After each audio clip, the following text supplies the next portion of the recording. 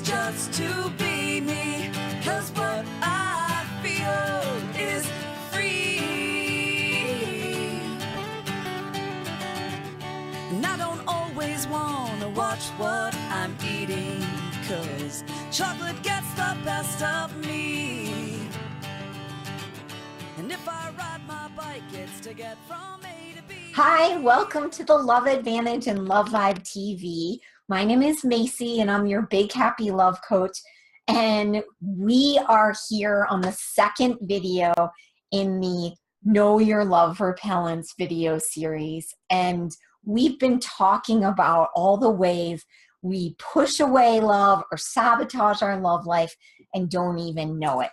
And I've been sharing with you my stinks model, which encompasses all the different love repellents, because if any of these are true for you, your love life is stinky. So we want to learn how to transform that. So today we're focusing on the letter T, and the letter T stands for trust. And specifically, this is about a lack of trust for yourself. So when you don't trust yourself, then it's really hard to make decisions. And maybe you feel like, wow, I can't trust myself because I continuously date losers and jerks, or maybe you even married one. And now you feel that trauma of, oh, wow, I can't ever do that again. I can't trust myself. Well, the thing is, oftentimes we are making decisions out of fear. We're making decisions from influences from our past, from our families, from our communities, from magazines. We're really often looking outside of us anyway to decide what to do, and not even really being conscious of that. So it's no wonder that we start thinking that it's us. So how do we start working with that? I mean, really, this is about coming into ourselves and starting to listen to ourselves more deeply. Because when we aren't doing that, then it's like we've completely unplugged our mechanism that informs us and guides us. And that makes it really difficult to do anything. And when we are in that place where we don't know what to do, then we don't have the self-esteem or the confidence to go out and date and meet people. And really, the great news is we really have everything we need inside. So here are my tips. Number one, know that you have really a powerful navigation system. You have everything you need inside you right now. And especially as women, because we have even a more powerful sense of intuition. In fact, it's 16 times more powerful than what a man has. So we can use that. But if we're ignoring it or just like continuously looking elsewhere, then we're not taking advantage of it. The second one is to stop and listen. So coming inward and starting to listen to that. And if you listen to yourself and really just continuously come back to yourself and tune in and allow yourself some space, then your being can give you the information. It takes a little time. If we are always just reacting, then we are reacting out of fear. And what yogis know is that we have a process that our mind goes through. It's first going to go to make sure that there's no danger. And then if you give it a little time, it'll go to a place where it says, well, maybe there's opportunity here. And then if you give it a little time, it'll go to neutral. So that's what we want to do. We want to be able to take some breaths and allow our mind to come to that neutral space so that we can make a decision that really is coming from our heart and soul. My third recommendation is to start practicing this in the world. Like, start practicing following your wisdom and see how your life unfolds. If you feel like you're still not sure, like, I don't know how would I know if it's a yes or a no?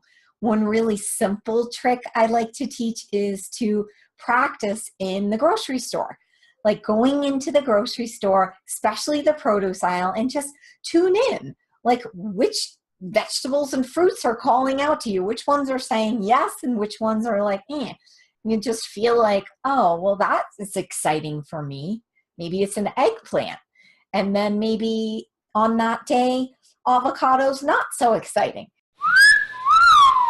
But on another day, it may be totally different information. So just consciously feeling what it feels like to be in a yes or in a no. And then you can use that moving out into other areas of your life.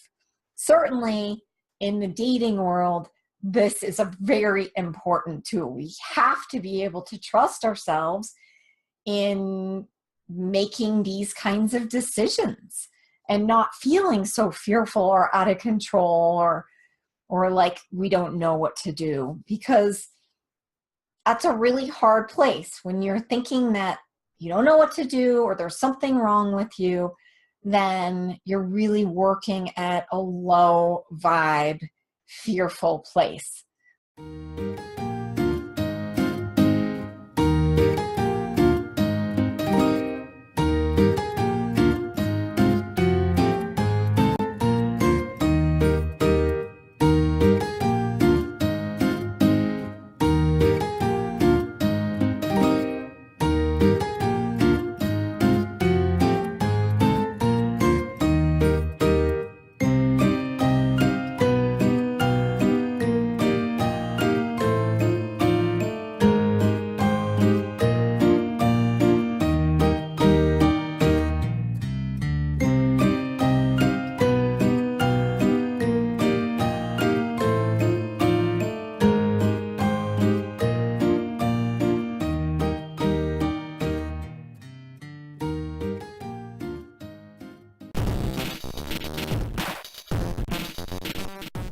Today's teaching all about being aware of not trusting yourself and using these tools of knowing that you have everything within you, listening deeply and trusting what you hear when you listen, following your yeses and nos, and putting that into action so you can start seeing the results, seeing what it's like to follow your heart.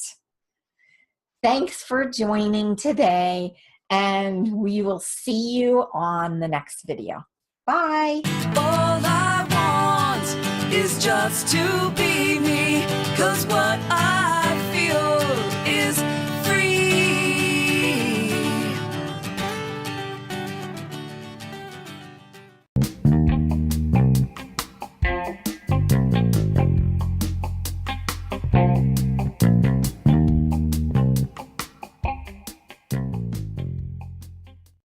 How do you even know when you're trusting yourself? I think a lot of times we just act based on old beliefs. So I think it could be scary to say, okay, I don't think I believe that. I think I believe this. And acting on it, and then you're waiting. What's going to happen next? Yeah, when you're paying attention to that. Mm-hmm. I mean, I definitely have noticed times when I've acted in a way that I was trying to please someone. Sure. Yeah, I think the people pleaser thing, I've heard that described as like walking around with a bucket with a hole in it, where every time someone gives you approval or smiles at you, you're trying to fill that pail to get happiness. but it's always has to be refilled, and it's never enough. Whereas if you're getting that recognition from yourself, it's a never-ending supply. Right. So self-trust includes taking care of yourself in all those ways. Right, not being dependent on what other random opinions other people have. You've got this sort of steadfastness about what it means to be you authentically. Yeah, I love that. That's a really good one. Really, like, being able to risk being you and just showing up as you and letting that be bold and exactly what you really authentically feel. Right, in a way where other people's opinions have no effect on you. Right, exactly. And so there's like this flow there. There's listening, there's acting on what you are hearing when you listen, and then there's letting go of whatever other people think. Right, I mean, we know that other people's opinions are theirs. They have nothing to do with us. I mean, we talk a lot about that with dating. And I think it's just practicing that listening and awareness, and that develops a confidence in knowing who you are. Yeah, that's awesome. I feel like when you are really tuned in with yourself, and for me that had to come with practicing meditation, and I know I learned, in meditation we're really listening and we're getting that information, but it's more than that. It's like being able to hear your soul talking and then act on it. I think for me, a lot of it was doing some journaling work around beliefs that I took on from when I was a kid that aren't necessarily true for me anymore as an adult. Now that I can kind of think for myself and I've matured, are those beliefs real for me anymore? Tony Robbins talks about it as like your primary question, like when you're in a challenging time and you're getting kind of in a tiz about stuff, like what are you saying to yourself? I mean, I know for me, it's, what am I doing wrong? What am I doing wrong? And that's like a reoccurring question that I've asked all my life. And he says, which I love this, he says, then you need to find a new question. You need to find a question that aligns with your life. I mean, you have had probably the same thing with healing. Totally, yeah. I mean, I've had health issues that I've dealt with since I was a kid. With, doctors saying, oh, you're going to have this for the rest of your life. They don't know that. I know. What was the question? What do you think your primary question was? Do I have the capacity to heal? Can I heal just like I see all my patients, a lot of my patients healing, and the miracles that they show with their healing? Yeah, so what would be your new question? In what ways can I heal? Or what type of healing can I expect? Or what do I need to do to heal? Or what is healing right now? What is it? Yeah, what is I mean, healing it's interesting to look at what the new question was. I mean, mine would be more like, what am I doing right? What's working?